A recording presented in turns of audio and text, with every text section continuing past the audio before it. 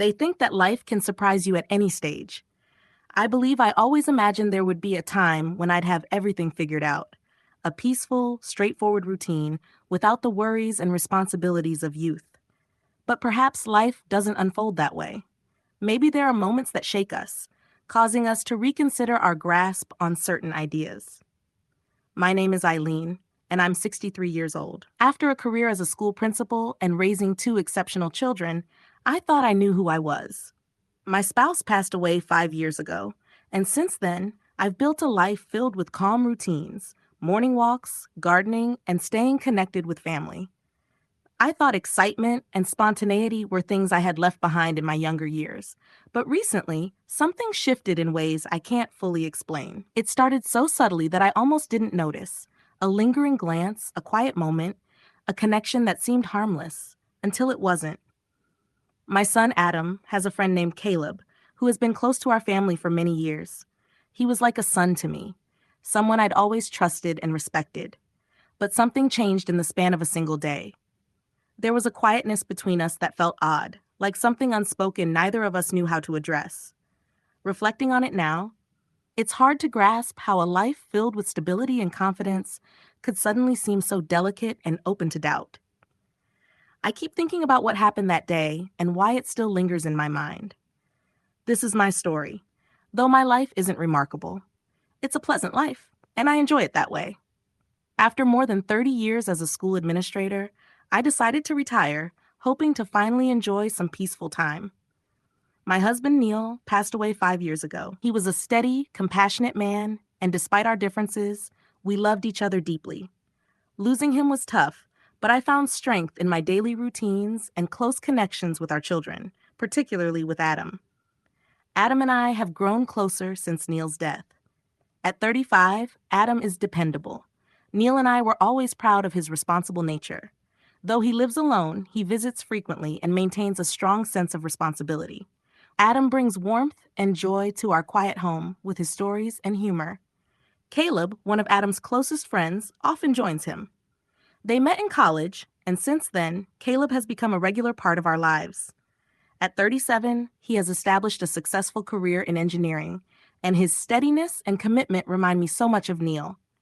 Caleb is thoughtful and considerate, with a quiet, reflective demeanor that makes people feel at ease. I've always felt fortunate to witness Adam and Caleb's close bond over the years. Caleb brings a different energy to the house, a steady calmness that I deeply appreciate. After finishing some gardening, I decided to treat myself to a cup of tea and a relaxing day at home. Adam was away for a meeting, and the house was quiet. Just as I was about to settle into my chair, I heard a knock on the door. To my surprise, it was Caleb. "Hi, Mrs. Caldwell," he said, flashing his usual friendly smile. Adam had informed him that he'd be out of town, but he wanted to drop off some books he had borrowed. "It's wonderful to see you," I said, genuinely happy to see him. "Come in, if you're not in a rush. Stay for tea." He paused for a moment, then nodded. "I'd love that. It's been a while." We sat down in the living room. After I had a chance to relax, our conversation began casually, discussing work, family, and life in general. But something about the atmosphere felt different. Maybe it was the quiet of the empty house or the calm tone of our conversation, but I started to feel a peculiar sense of comfort around him. As I handed him a cup of tea, our fingers brushed. At first, I didn't think much of it, but as we continued talking, I couldn't help but notice Caleb's hand linger on mine. A brief but noticeable contact that sparked a little thrill. I looked up, catching his gaze, and felt a rush of self-awareness. "Thank you," I said, and he quickly pulled his hand away, smiling shyly. There was a brief silence of shared discomfort, neither of us knowing how to respond.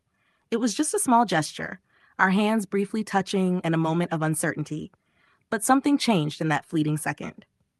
I felt a comforting warmth and an awareness between us that I hadn't foreseen, a connection that surpassed simple camaraderie. I dismissed it as a product of my imagination, assuring myself that it was merely a fleeting moment, a result of the quiet afternoon. But as our conversation continued, I found myself increasingly attuned to his presence, noticing the subtle details, the way he leaned forward when I spoke, his soft laughter, the kindness in his gaze. It seemed as though an invisible bond had formed between us, something neither of us acknowledged, but both felt. By the time Caleb left, I was left with an unusual sensation, an awareness of him that hadn't been there before. I tried to shake it off, convincing myself it was nothing, yet the memory lingered, leaving me with a strange feeling of anticipation and confusion. In the days that followed, I couldn't quite erase that afternoon with Caleb, despite my attempts to downplay it as a mere interaction. The recollection of his touch, his gaze, and the quiet intensity in his eyes stayed with me. I felt silly for even contemplating it, for allowing my mind to wander to unfamiliar territory. Caleb was like family to Adam, someone I'd watched evolve from a college student to a respected professional, yet I couldn't ignore the small thrill I'd experienced in his company, the warmth and comfort that stayed with me long after he left. I found myself wondering if he had felt the same way, or if it was merely my imagination, a fleeting emotion brought on by loneliness and nostalgia. I dismissed it again, telling myself I was overanalyzing, but the feeling remained, like an unanswered question in the back of my mind. A week later, Caleb visited once more, this time to return a book he had borrowed. He appeared at ease, and I invited him to stay for a while, feeling the same warmth I had before. Our conversation flowed easily, shifting from casual topics to more intimate ones.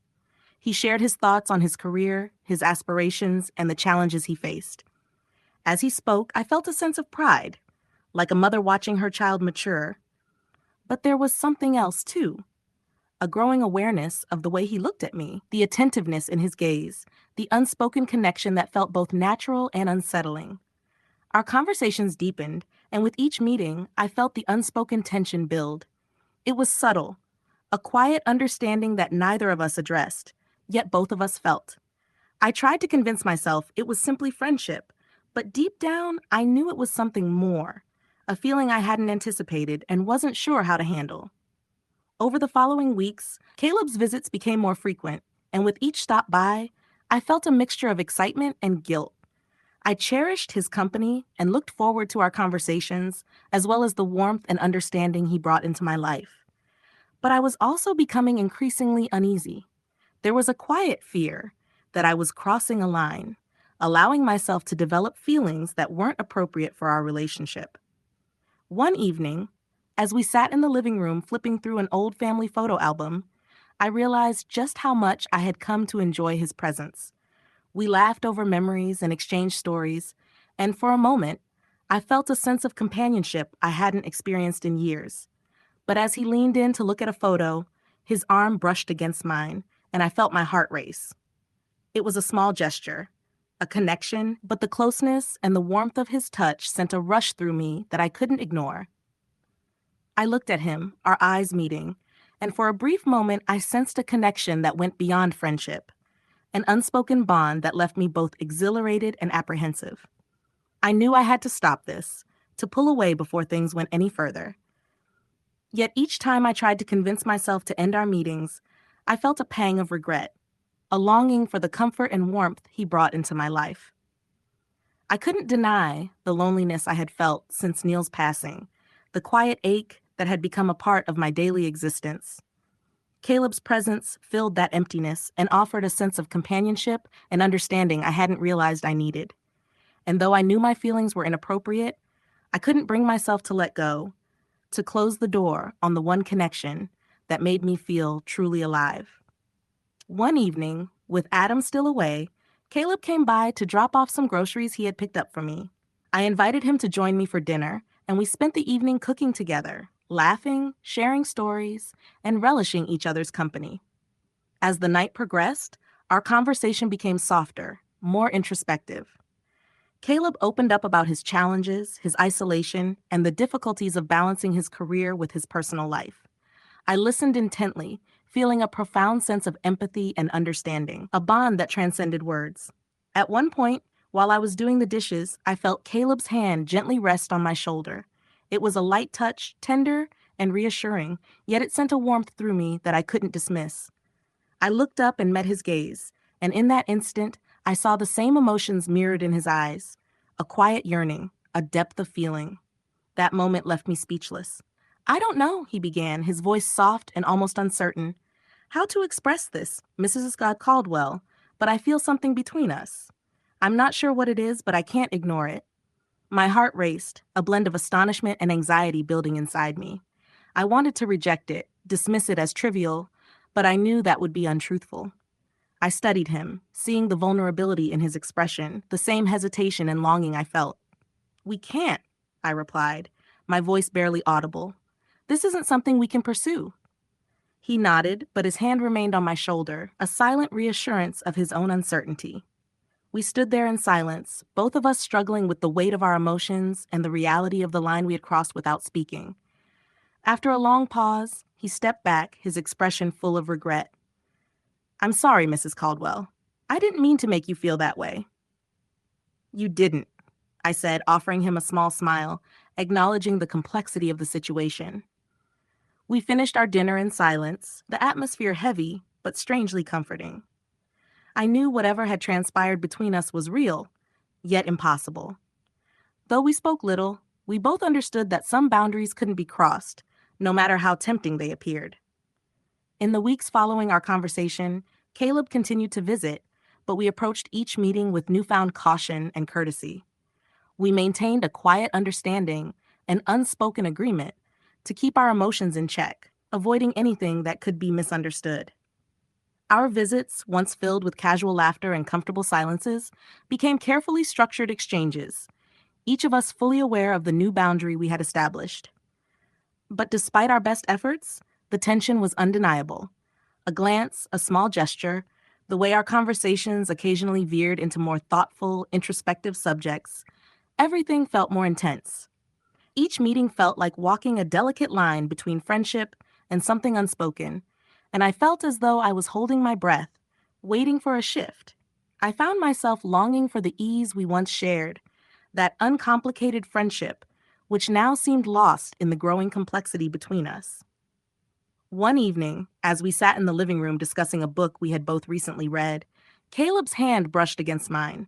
The contact was brief, barely noticeable, but it sent a jolt through me, reminding me of the feelings I was desperately trying to suppress. I glanced at him, and our eyes met in a way that felt both tender and charged. He quickly looked away, but the silence that followed was filled with a mutual understanding that we were both struggling to keep our resolve. As much as I tried to remind myself that this was just friendship, I couldn't deny the pull I felt toward him, a quiet yearning I knew had no place in my life. I often thought about ending our meetings, about distancing myself entirely, but each time the idea crossed my mind, I felt a pang of regret. I had grown fond of these moments, the warmth and companionship Caleb brought, and the thought of letting that go filled me with a sense of loss I hadn't expected. In an attempt to create some space, I began filling my days with various activities and plans, including joining a local gardening club. I started taking extended walks around the neighborhood to keep my thoughts from drifting back to those quiet moments with Caleb. However, despite my best attempts, each time he came over, the bond between us remained as strong as ever. One Saturday, we found ourselves alone once again, sharing and discussing a subject that had us both laughing. The moment was light, almost carefree, yet there was an undercurrent of tension neither of us could disregard. I noticed it in the way his gaze lingered on me, and how his smile softened, as though he too was trying to keep things light and ignore the growing connection that deepened with every encounter. The unspoken understanding between us began to feel fragile, as if it could break at any time. As the weeks went by, I sensed we were both nearing a critical point where we would have to face the hidden feelings. There were instances when I caught him watching me, his expression unreadable, as if he, too, was questioning where this path was leading us. Every time, I felt a rush of conflicting emotions, excitement, fear, and guilt. I knew that the feelings I was experiencing were dangerous, potentially leading to consequences neither of us had yet desired. Despite the risks, I couldn't bring myself to end it and say the words that would establish a clear boundary between us.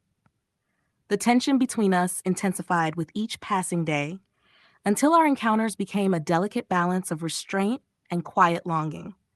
We were both holding back, aware of the limits neither of us was willing to cross, yet unable to release the bond that had brought us so close. It was a complicated ache, and I often found myself awake at night, wondering how much longer we could maintain this fragile dance, how long we could ignore the emotions bubbling beneath the surface. But deep down, I knew this couldn't go on forever. We were both playing with fire, and eventually, one of us would have to retreat, making the difficult decision to let go. As much as I dreaded that moment, I knew it was inevitable, a reality that became harder to overlook with each passing day. After several weeks of maintaining this careful balance, I began to feel the weight of guilt more acutely. I couldn't shake the feeling that I was betraying something, betraying Adam's trust, betraying my own principles, and perhaps even betraying Caleb by allowing myself to become emotionally attached. I was indulging in something that had no place in our lives, something that could only lead to pain and regret. Each time I considered ending our connection, I felt a pang of sorrow, a reluctance to sever the one bond that had brought warmth and meaning to my life. But I knew I couldn't go on like this. I began reflecting on my emotions, trying to understand what had led me to develop such an attachment. Perhaps it was the solitude I had felt since Adam's passing, a quiet ache that had gradually settled into my life without me realizing it. Caleb had filled that emptiness, bringing a sense of companionship and understanding that I hadn't known I was missing.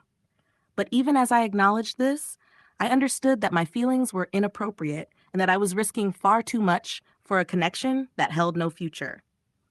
One evening, as I sat alone in the living room, I decided it was time to confront my emotions and understand what I was truly seeking. I realized that while I valued Caleb's presence, it was my own. I recognized that my solitude stemmed from my own longing for companionship, which had guided me onto this path. Caleb had merely been the one to fill that gap, offering comfort in a way I hadn't expected. Resolute to move on, I decided to put some distance between us, creating space that would allow me to release the emotions I had developed. It was a painful choice that left me feeling empty, but I understood it was the right decision. I couldn't keep living with this overwhelming sense of guilt, this feeling that I was betraying my values. I needed to reclaim my sense of self and address the emptiness within me without depending on anyone else to do so. The next day, I planned to speak with Caleb and gently explain that we needed to establish some distance to maintain the boundaries of our friendship and honor the lives we had both built. Although it was difficult, I knew this was the only path to peace. I recognized that this was the only way to safeguard the integrity of our relationship without crossing a line that could lead to regret. As I prepared for the conversation, I felt a mixture of sorrow and relief, a sense of closure that allowed me to approach the situation with a clearer mind. I understood this was a necessary step, a decision that would ultimately help me move forward and release the emotions that had complicated my life in ways I hadn't expected. Even though I knew it would take time, I felt a quiet resolve, a belief that I could find my way back to the calm and balance I once had. Our final conversation was bittersweet, a quiet conclusion to something that had brought both joy and confusion into my life. When Caleb arrived that evening, I invited him in, feeling the weight of the moment, sensing that this was our goodbye. We sat in the living room, each of us aware of the tension between us and the emotions that had been building over the past few months. I struggled to find the words to express everything I was feeling without hurting him or complicating matters further. "Caleb," I began, my voice soft yet steady, "I've been reflecting a lot on everything, on our connection, and I think it's best if we create some space. I've valued our friendship deeply, and I don't want to lose that, but I also don't want things to become more complicated."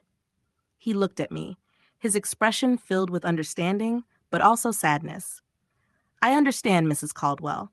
I never meant to create any tension or make things difficult." I felt a pang of regret and sorrow, emotions I hadn't anticipated. "You haven't done anything wrong, Caleb.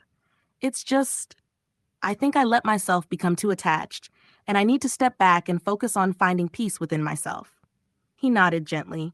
For a brief moment, there was a quiet silence between us, an unspoken recognition that our time together was coming to an end, marking the closure of a chapter that had been both meaningful and filled with unsaid emotions.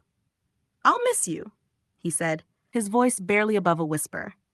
"I'll miss you too," I replied, feeling a lump form in my throat, But this is for the best. It's what we both need. We shared a long, silent look, processing the finality of the moment and the realization that this was goodbye. A wave of emotions washed over me: relief, sadness, and quiet gratitude for the connection we had shared, even though it had been brief and complex. As Caleb stood to leave, he gave me a gentle hug, a warm and comforting embrace that felt like a farewell to everything we had experienced. When the door closed behind him, I felt a deep emptiness, a hollow ache that I knew would take time to heal. But I also felt a quiet strength, a sense of peace I hadn't felt in weeks, confident that we had made the right decision, both taking a step toward preserving our lives, our values, and our integrity.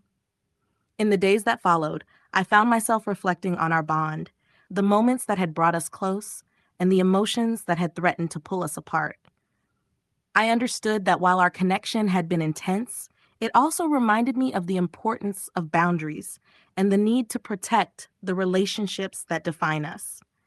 Though I missed Caleb's presence, I knew that ending things had been the right choice, a decision that would allow me to move forward with clarity and purpose. As I looked toward the future, I felt a quiet determination to find peace within myself, heal the loneliness that had led me down this path, and embrace the lessons I had learned along the way.